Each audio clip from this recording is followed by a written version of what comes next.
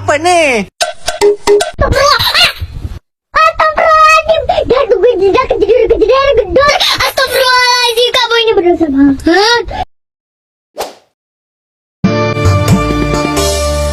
Perdamaian, perdamaian, perdamaian, perdamaian, perdamaian, perdamaian. Assalamualaikum warahmatullahi wabarakatuh. Perkenalkan, nama saya Indres Tianingsih. Saya dari kelas 12 OTKP. Di sini saya ingin menjelaskan tentang sistem penggajian PNS dan golongannya.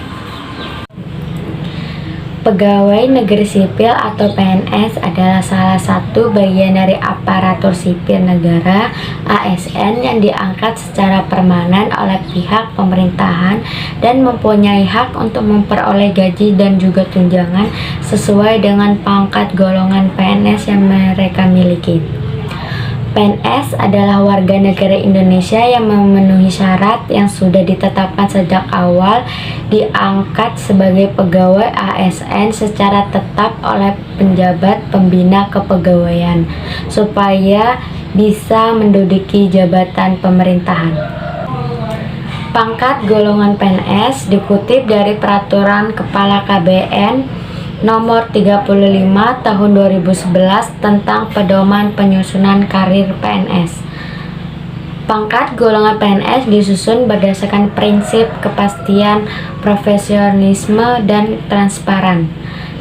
Di dalam struktur PNS ada 4 pangkat golongan yang terdiri dari golongan 1, golongan 2, golongan 3, dan golongan 4.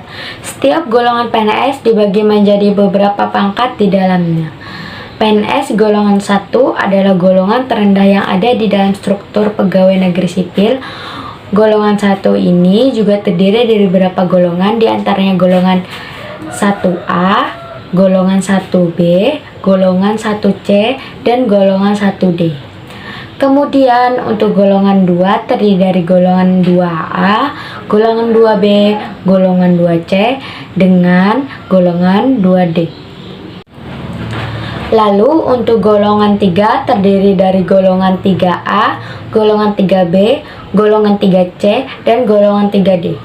Kemudian yang terakhir yakni golongan 4 yang terdiri dari golongan 4A, golongan 4B, golongan 4C, dan golongan 4D. Masing-masing golongan PNS akan berpengaruh pada jumlah gaji pokok dan juga tunjangan yang akan mereka terima sebagai PNS. Berdasarkan tingkat pendidikannya, PNS golongan 1 umumnya adalah para pegawai negeri sipil yang mempunyai ijazah SD sampai SMP. Sementara PNS yang berada di golongan 2 adalah para pegawai negeri sipil yang memiliki ijazah SMA hingga D3. Kemudian untuk PNS yang berada di golongan 3 adalah para pegawai negeri sipil yang memiliki ijazah S1 hingga S3. Lalu yang terakhir untuk PNS yang berada di dalam golongan 4 bisa dikatakan sudah mencapai puncak karir. Berikut ini adalah pembagian pangkat golongan PNS yang terdiri dari 4 golongan antara lain. 1. Golongan 1 atau yang dapat disebut dengan juru. Golongan 1A atau yang dapat disebut dengan juru muda. Golongan 1B atau yang dapat disebut dengan juru muda tingkat 1. Golongan 1C atau juga dapat disebut dengan juru. Golongan 1D atau dapat disebut dengan juru tingkat 1. 2. Golongan 2 atau yang dapat disebut dengan pengatur. Golongan 2A atau yang dapat disebut dengan pengatur muda. Golongan 2B atau yang dapat disebut dengan pengatur muda tingkat 1. Golongan 2C atau yang dapat disebut dengan pengatur. Golongan 2D atau yang dapat disebut dengan pengatur tingkat 1. 3. Golongan 3 atau yang dapat disebut dengan penata. Golongan 3A atau yang disebut dengan penata muda. Golongan 3B atau yang disebut dengan penata muda tingkat 1. Golongan 3C atau yang disebut dengan penata. Golongan 3D atau yang disebut dengan penata tingkat 1. 4. Golongan 4 atau yang dapat disebut dengan pembina. Golongan 4A atau yang disebut dengan pembina. Golongan 4B atau yang disebut dengan pembina tingkat 1.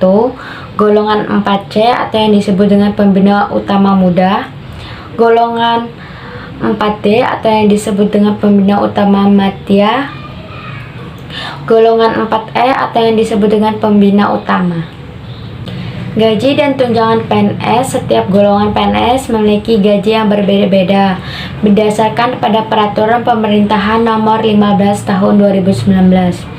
Jumlah gaji pokok dari seorang PNS berjenjang akan menyesuaikan dengan golongannya masing-masing dan lama kerja atau yang lebih dikenal dengan masa kerja golongan atau MKG. Selain memperoleh gaji pokok, seseorang PNS juga akan memperoleh tunjangan yang mempunyai sifat yang berbeda-beda sesuai dengan masa kerjanya, instansi di mana PNS tersebut bekerja, dan jabatan dimiliki, baik itu secara struktural atau fungsional.